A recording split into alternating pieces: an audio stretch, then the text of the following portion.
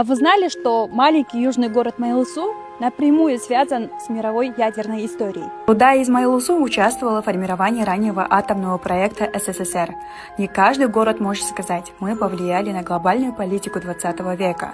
Город жил внутри секретной истории, его не было на картах, о нем нельзя было говорить вслух. Даже письма уходили под кодовыми названиями. Потому что тут есть цех водорода, если кто-то что-то сделает, оно может просто снести полгорода. В 2000-х Майлусу попал в список территорий, которые изучает международная организация из-за сочетания промышленного наследия и экологических рисков. Но для меня этот город не только про прошлое, это вопрос будущего.